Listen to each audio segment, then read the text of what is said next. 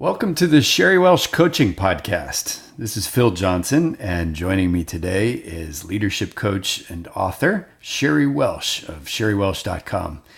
And Sherry coaches individuals privately, and she also works with groups within companies.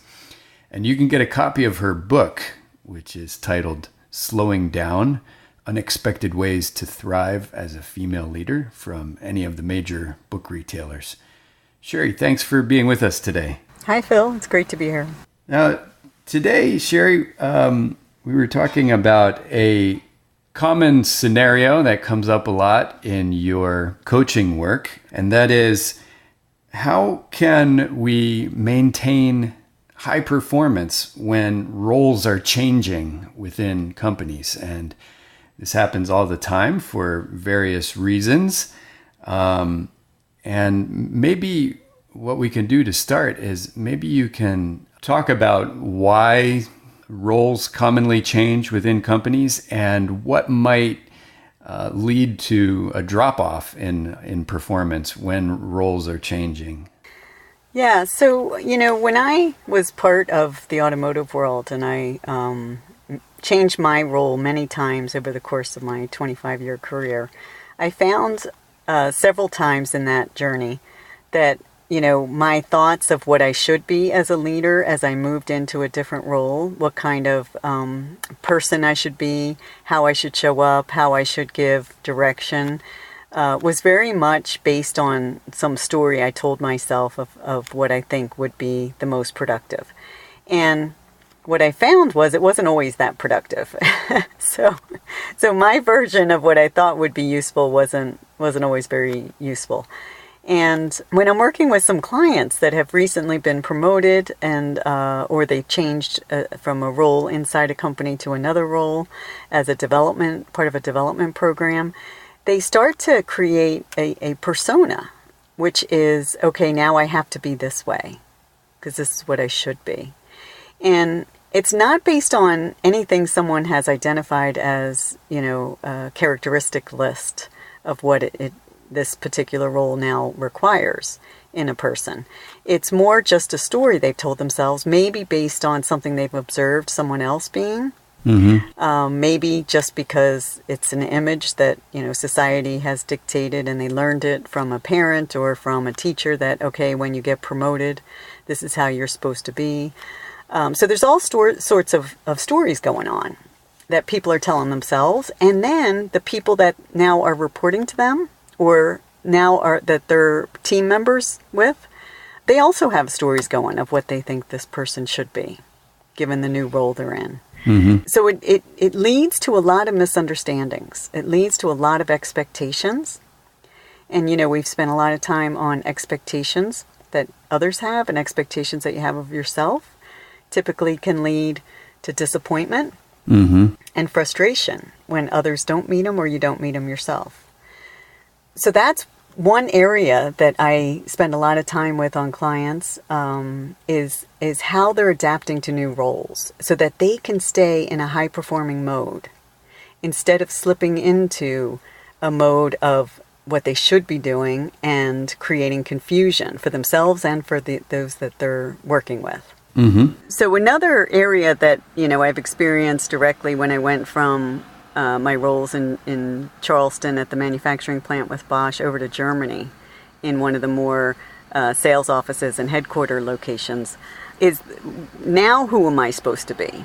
That I'm now going even into a different country, speaking a different language, which is a whole nother area of interest and complexity that takes place. Yeah. But just changing roles from a manufacturing cost estimating function to now a sales pricing function was something very different for me. So there was some fear going on in me of how I should know what I'm talking about, how I should know how to do this job, even though I've never done it.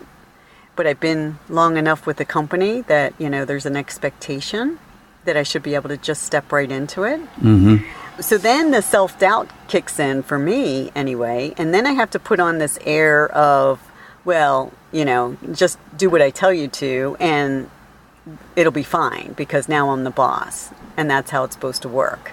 Instead of really moving into a level 5 true partner mindset and energy level that said, hey, you know what, honestly, I don't know what I'm doing. And I need some help. And I'm going to do the best I can, given what I understand this role is. And I'm gonna keep asking for help from those of you that know it even better than I do. And that at that time, I didn't know what I know now about the different levels of energy leadership, of how to ask for what I want, to be more clear. I wish I had, and I would have been a lot more effective sooner. It doesn't mean that I didn't get there. It just took longer than it needed to. Yeah. So now maybe we can do this. In describing some of these ways in which roles are always changing within companies, whether it's from getting promoted and there's stuff going on within your own head, or your peers who are reporting to you now are thinking of you differently, or whether it's from being rotated or transferred from one segment of the business or from one country that the business operates in to another. Within all that, you mentioned a few things. You mentioned the energy levels, which we talked about in some of our first podcasts quite extensively. You mentioned assumptions and expectations, which we've talked about in our last two podcasts. And then you also mentioned asking for what you want, which is the communication aspect of the trust model, which we devoted a few podcasts to. So what I'm seeing is you're bringing in quite a few things that we've talked about in our podcast. And I wonder if you could take those things and sort of apply them to the scenarios that you brought up here, and walk through how you might use those with some of your coaching clients to help them maintain their high performance as their roles are changing. Mm-hmm. Yeah, absolutely. And that was a good way to bring it all together, Phil, because they are all interconnected and interwoven like a tapestry.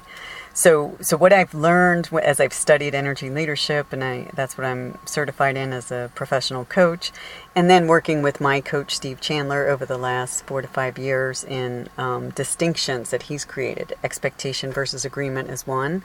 Another is social self versus professional self, which is what applies here as well.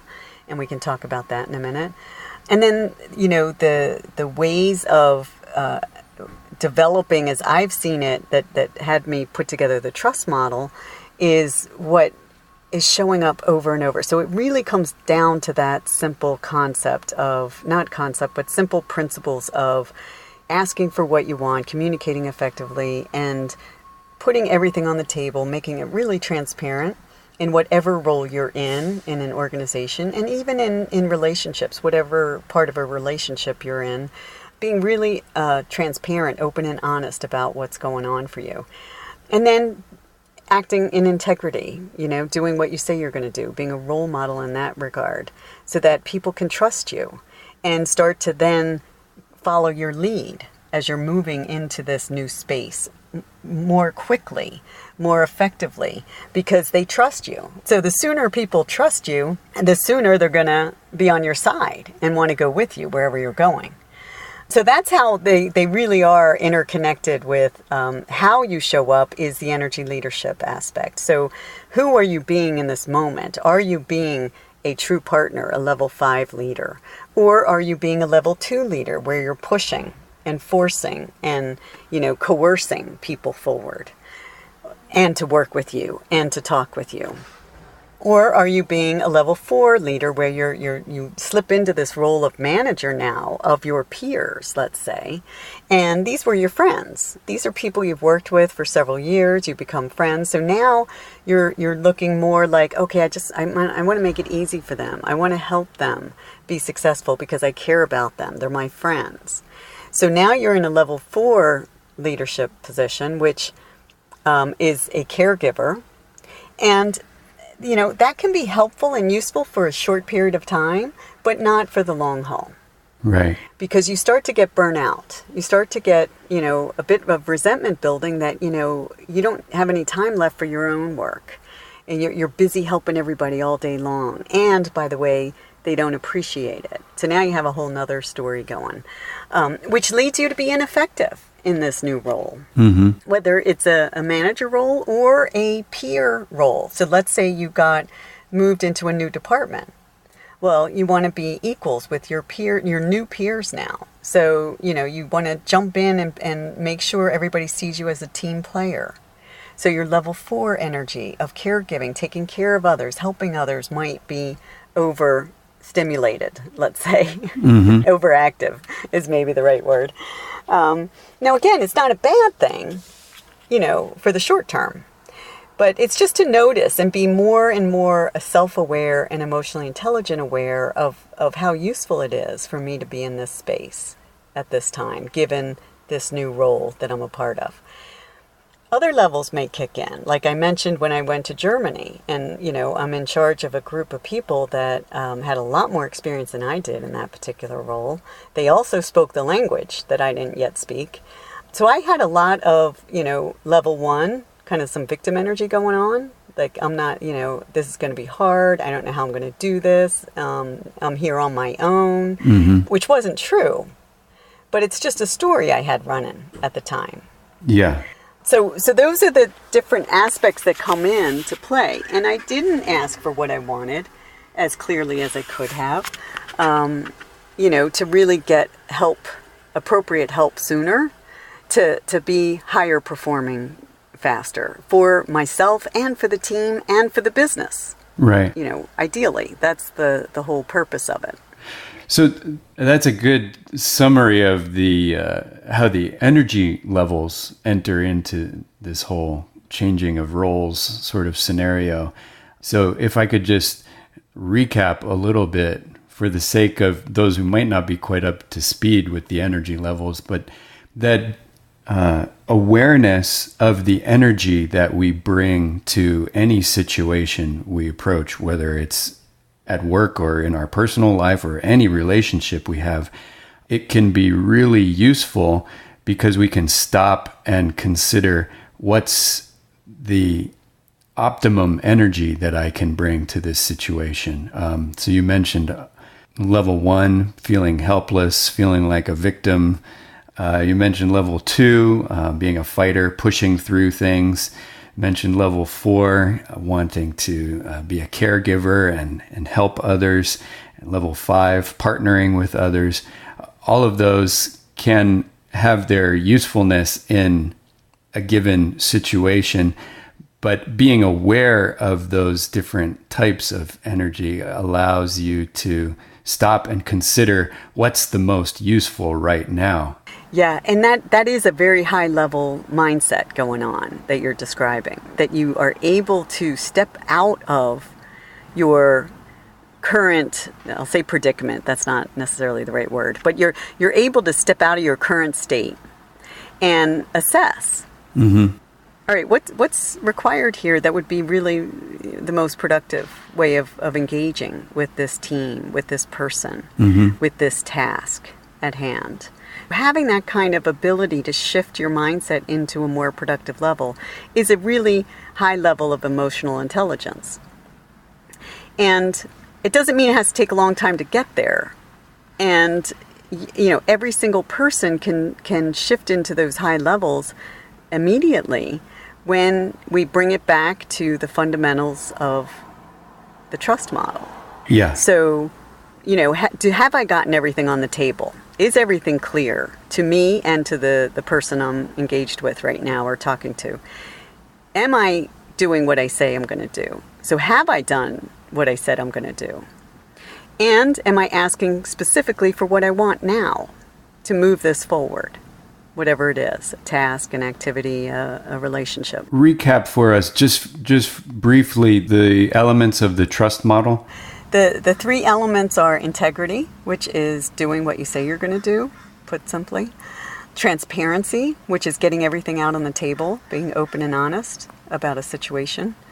And then communication, which is asking for what you want, specifically, clearly, in the moment. And communication also means listening to what others are are talking about, sharing, explaining.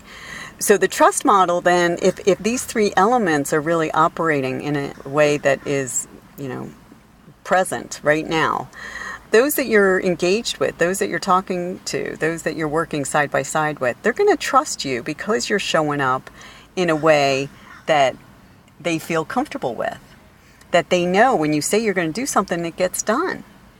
They know that, you're sharing everything that you possibly know about this situation. You're being very transparent.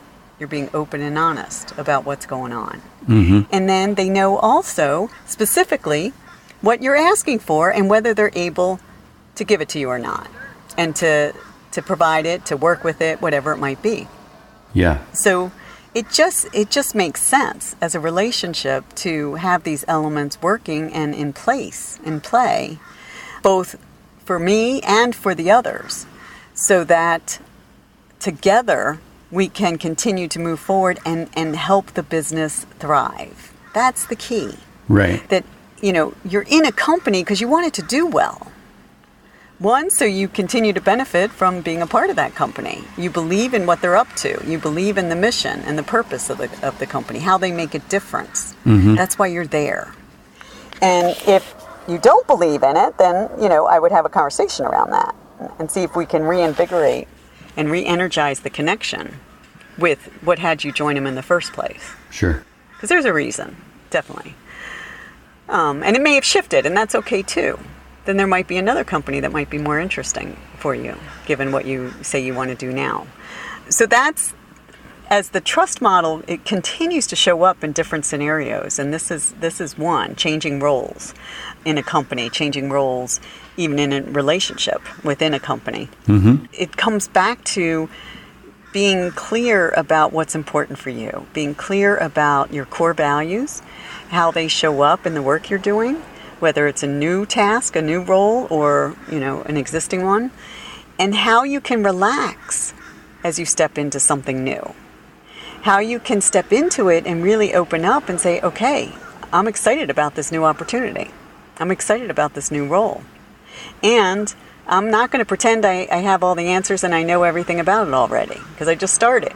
Yeah. So I'm going to be honest about that. And I'm going to love that and embrace it and enjoy that, aspect of newness with a role.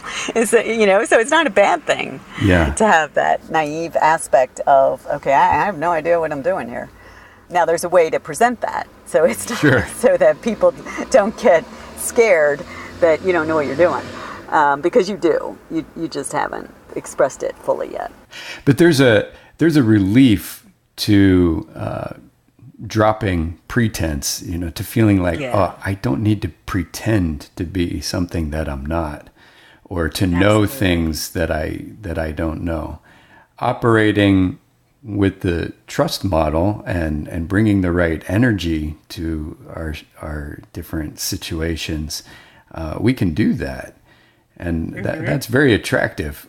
I was thinking as you were talking, just, projecting into a scenario where, okay, I'm newly promoted into a leadership role, and I feel like I've got to know everything, so I pretend to know everything. How is that going to affect the people reporting to me who can see that I don't know everything, so they know that I'm pretending? That doesn't build trust.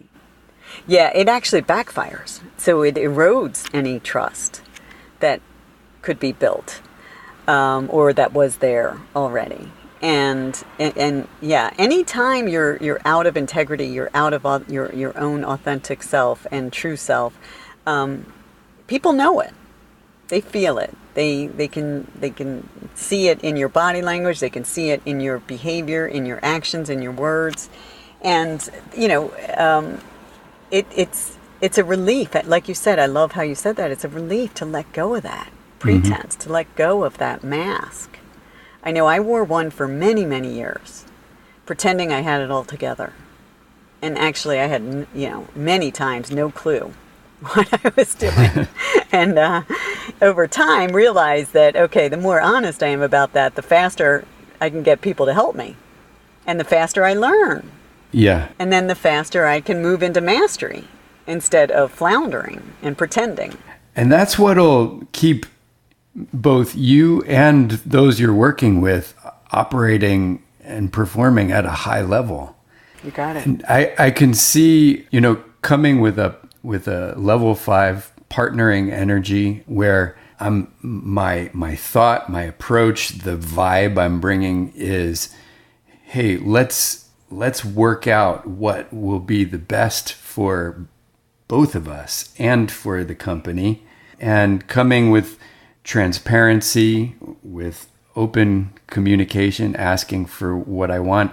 That's going to lead into co-creating strong agreements like we've been talking about in the last few episodes. So can you talk about that aspect a little bit? Yeah, sure. And it could be that you don't know yet what you want, right? Because you're just starting in this company. So then asking for help is what you want. Help, asking for clarity from others that have already been in that particular department or role or part of the company. That can be what you want to ask for. So the key is that as you're moving into these new positions, whatever they might be, and they may be promotions or different departments within the same company, it might be a new company. The idea is that you really just give yourself a little break, let yourself relax a little bit to say, okay, no one expects me to know it all. I'm the one that probably is making that up myself, that I should know it all. And whenever you hear the word should, I know we've talked about that before, come out of your mouth or anybody's mouth, that's a ding, ding, ding signal that, wait a minute, I'm getting into an expectation. So you want to slow it down and say, okay, what's true here? What do I want for right now? I want to know what the team strengths are, let's say. Okay, that's the first thing I want to know. And I want to know what my colleagues do. How does it work here? What are some of the processes that are in place? What are the department goals? What's the purpose of this particular department? What difference do they make for the company? So that you can quickly get aligned with what that new role is all about and why it matters. Mm-hmm. And the faster you get clarity on that, then the faster you can realize that you already have many skills that are transferable into this new role, even if it was a totally different function. Mm-hmm. So there it's now seeing, okay, actually I'm not so uninformed or ill-equipped to be in this role. I actually can do this. And you kind of gently surprise yourself. Yeah. I would imagine that would also disarm a lot of fears on the part of those who are reporting to you. Yeah, exactly. And a lot of the fears you have of yourself, of any self-doubt you may have had, they start to dissipate. They can't even exist anymore because they're not true. So, and then as you get into action, the team, the colleagues, the peers, the direct reports, whatever role it is that you're now in, they also, as you said, they start to have less fear that it's going to take a long time to get you up to speed. Mm-hmm. That's usually what people are thinking. This could take a long time to get them up to their high-performing level, which is what people are used to. Right. And so the faster you get into action, purposeful action, not just busyness, but really purposeful action, the faster you develop your own sense of confidence and conviction that you're in the right spot, and those around you also do. So the faster you get the results that you're looking for as a team. Yeah. And as an individual contributor. Yeah, that's good. Well, Sherry, I appreciate the discussion today. I always enjoy when we take, one of the scenarios that comes up a lot in your coaching and are able to apply kind of a broad range of all the things, the tools, I guess I might say, that we've discussed that you use in your coaching, and see how they work in approaching a real life scenario. So thank you very much for the discussion today. Yeah, it's my pleasure. It's very fun for me to, bring this to life. And I know we could go on and on, on this topic and many of the topics. So I really appreciate, Phil, everything you do to make it real, so that hopefully it's useful for people. That's the idea. So thank you. Thank you. I hope so. I hope you found it useful listening to this podcast today. Be sure to subscribe to the Sherry Welsh Coaching Podcast. You can find it on iTunes, on Google Play, on YouTube, and other podcast directories. For Sherry Welsh today, this is Phil Johnson. Thank you for listening.